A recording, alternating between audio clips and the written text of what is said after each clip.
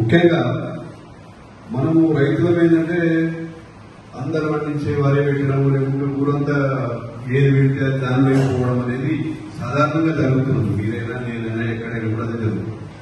మొట్టమొదటిసారిగా అంటే ప్రైవేట్ డీలర్ల మీద మాత్రమే ఆధారపడకుండా మరి జయశంకర్ వ్యవసాయ విశ్వవిద్యాలయం చూశాను మన కార్యక్రమం ఈరోజు ఇక్కడ ఏ విధంగా అయితే జరుగుతుందో రాష్ట్ర వ్యాప్తంగా దాదాపు 11,000 గ్రామాలలో ప్రతి ఊరికి 3కో 4కో 5కో ఈ సీడ్ ముఖ్యంగా ఇప్పుడు ఆర్టీఆర్ 1200 అనేటువంటి వరి రకం 35 క్వింటాల్ అంటే దాదాపు 50 బస్తాలు ఏమమ్మా అంటే మన 70 కిలోల బస్తాలు చూసుకుంటే 50 బస్తాల దిగుబడి వచ్చే విధంగా అలా క్వాలిటీ మంచి క్వాలిటీ విత్తనాన్ని అభివృద్ధి చేసి ఈరోజు మనం ముందుకు తీసుకొచ్చారు. ప్రత్యక్షంగా ప్రభుత్వమే దీన్ని ప్రోత్సహిస్తుంది కాబట్టి మనం ఏ విధమైనటువంటి అనుమానాలు పెట్టుకోవాల్సిన అవసరం లేదు. శాస్త్రవేత్తలు చెప్పిన విధంగా అగ్రికల్చర్ ఆఫీసర్స్ మీకు ఇచ్చే సూచనలు అనుసరించి పండిస్తే తప్పనిసరిగా వచ్చే సంవత్సరం మీరే ఇప్పుడు కేవలం 5కి ఇస్తే రేపు అందరికి కూడా మీరు 5 అంటే 5 అరెకరాలు దాదాపు 200 ఎకరాల్లో పండుతుంది కాబట్టి ఒక 250 క్వింటాలు వస్తే మీరే మన ఊరందరికీ విత్తనం ఇవ్వచ్చు.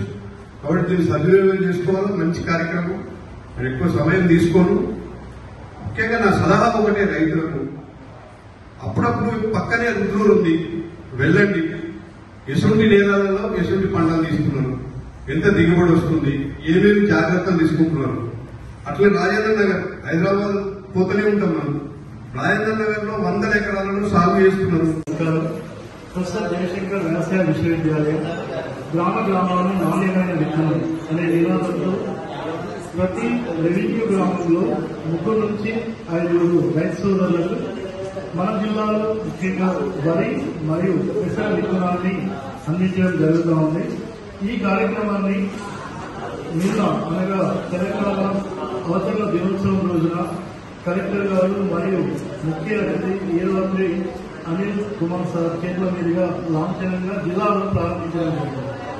అదేవిధంగా రాష్ట్రంలోని గౌరవ మంత్రులు, మంత్రివర్యులు, ఎమ్మెల్సీలు, అదేవిధంగా గౌరవ కలెక్టర్ల చేతుల మీదుగా ఈ కార్యక్రమం మరియు వ్యవసాయ విశ్వవిద్యాలయం వైస్ ఛాన్సలర్ ఆనరేబుల్ జానయ్య గారి చేతుల మీదుగా ఈ కార్యక్రమాన్ని రాష్ట్ర స్థాయిలో ప్రారంభించడం జరిగింది లాంఛనంగా నిన్న.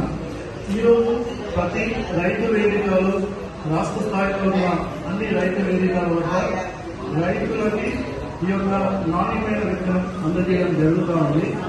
ఈ నాణ్యమైన విత్తనాన్ని పొందిన రైతులు, రైతు సోదరులు విత్తనాన్ని జాగ్రత్తగా పంట కాలంలో పెంచి మరియు విత్తనం కిందని మన వచ్చే సీజన్లో ఆ గ్రామంలో ఉండే రైతు సోదరులకు అందజేయాలని కోరుతున్నాను.